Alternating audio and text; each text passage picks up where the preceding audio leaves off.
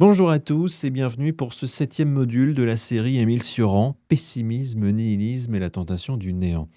Récapitulatif, avec ce que l'on a vu jusqu'ici, on a exploré la biographie intellectuelle de Cioran, son style aphoristique, la souffrance et l'insomnie, le nihilisme, l'antinatalisme et sa critique radicale de l'histoire et de la modernité. Et comme promis, on va aborder là aussi l'un des aspects les plus complexes et les plus ambigus de sa pensée, la religion, le mysticisme et l'athéisme radical, puisque Cioran est à la fois un athée farouche, un admirateur de la mystique, un ennemi du christianisme et un nostalgique de la foi qu'il a perdue.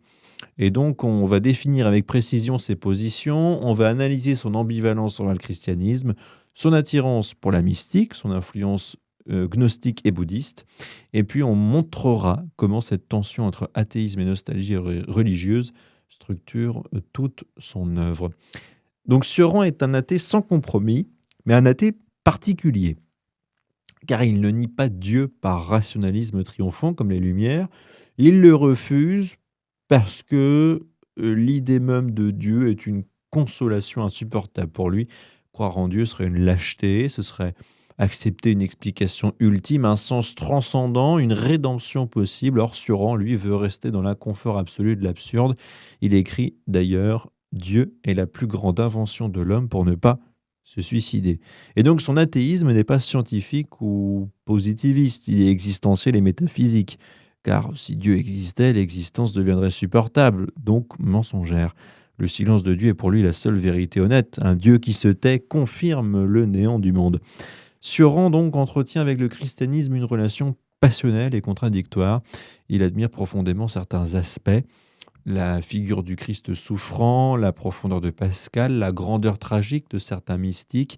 Il reconnaît tout de même que le christianisme a produit les plus belles expressions de la souffrance humaine. Mais il critique d'ailleurs tout ça avec une violence assez rare, en disant que le christianisme est une religion de consolation qui promet le salut et rend la vie supportable.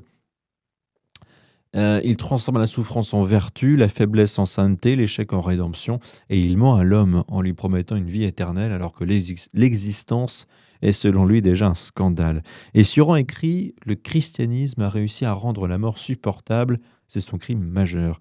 Et il voit donc, lui, dans le christianisme, une forme d'entreprise de domestication de la souffrance, car au lieu de la regarder en face, on la sacralise. Pour lui, le vrai courage serait d'accepter la souffrance sans espoir de rédemption. Et donc, malgré son athéisme, Cioran est profondément attiré par la mystique. Il admire ces mystiques chrétiens comme Jean de la Croix, comme Maître Eckhart ou encore Thérèse d'Avila. Et les mystiques orientales parce qu'ils ont poussé la conscience jusqu'à l'expérience du vide. Et donc la mystique, pour lui, c'est la seule forme de spiritualité honnête, car elle ne promet pas le bonheur, mais elle vise plutôt la dissolution de l'ego dans le néant. Il parle, lui, d'un absolu négatif. Non pas l'union avec Dieu, mais plutôt l'expérience du vide absolu du rien. La mystique devient chez lui une forme supérieure de nihilisme, car elle accepte le néant sans chercher à le remplir. Et d'ailleurs, il est marqué par deux traditions. Premièrement, le gnosticisme, le monde matériel est une prison créée par un démiurge mauvais. L'homme est un étranger dans ce monde. Et la connaissance, gnosis, est une lucidité douloureuse qui révèle l'illusion cosmique. Et la deuxième tradition, c'est le bouddhisme. La vie est souffrance au travers du dukkha, et l'attachement est source de douleur. La délivrance passe par le détachement et la reconnaissance de l'illusion du moi. Et donc, Cioran radicalise ces idées. Il ne cherche pas la délivrance, il reste dans la souffrance lucide, sans nirvana, sans salut. Il est un gnostique sans gnose, un bouddhiste sans illumination. Et donc Cioran parle souvent de la prière, non pas comme un acte de foi, mais comme un exercice de lucidité désespérée. Et donc prier, pour lui, c'est parler au vide, finalement. C'est reconnaître l'absence de Dieu tout en continuant à s'adresser à lui.